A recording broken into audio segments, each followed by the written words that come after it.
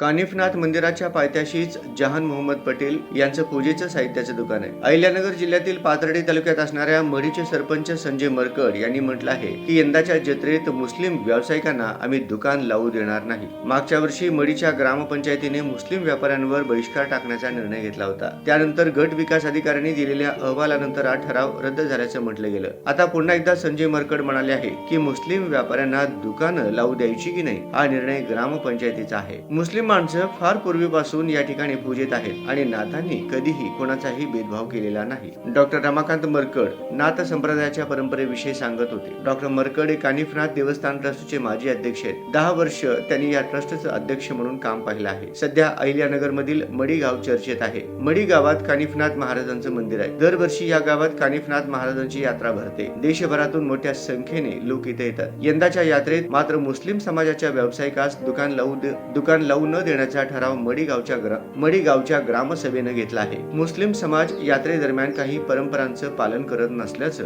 ग्रामसभेनं पारित केलेल्या ठरावात नमूद करण्यात आलंय. मात्र आता गट विकास अधिकाऱ्यांनी दिलेल्या अहवालात ही ग्रामसभा नियमबाह्य असल्याचं म्हटल्यामुळे हा ठराव रद्दबातल झाला आहे. ग्रामसभेतला हा निर्णय काही अभ्यास करून घेतलेला नाहीये. जुने पेपर्स कागद यांचा अभ्यास करूनच असा निर्णय घेतला पाहिजे. तसं झालेलं नाही असं डॉक्टर मरकड म्हणतात. 27 फेब्रुवारी 2025च्या सकाळी आम्ही मढी गावात पोहोचलो तेव्हा मोठ्या संख्येने लोक कानिफनाथांच्या दर्शनासाठी आल्याचं दिसलं. यात महिला पुरुष दोन्हींची ही संख्या सारखीच दिसत होती. या दिवशी अमावस्या असल्यानं गर्दी झाल्याचं स्थानिक लोक सांगत होते. मढी येथील यात्रेत मुस्लिम व्यावसायिकांना बंदी घालण्याचा मढी ग्रामसभेचा ठराव नियमानुसार नसल्याचे गट विकास अधिकाऱ्यांनी दिलेल्या अहवालातून समोर आले आहे. 22 फेब्रुवारी रोजी झालेल्या ग्रामसभेत मुस्लिम व्यापाऱ्यांना बंदी करण्याचा ठराव पारित करण्यात आला होता. ही ग्रामसभा नियमबाह्य असल्याचे गट विकास अधिकारी शिवाजी कांबळे यांनी आपल्या अहवालात म्हटले आहे. याबाबतचा तपासणी अहवाल त्यांनी जिल्हाधिकारी व जिल्हा परिषदेच्या मुख्य कार्यवाही अधिकाऱ्यांकडे सादर केला. ग्रामसभाच नियमबाह्य ठरल्याने त्यातले ठराव रद्द झाले आहेत. या ठरावांची अंमलबजावणी होणार नाही.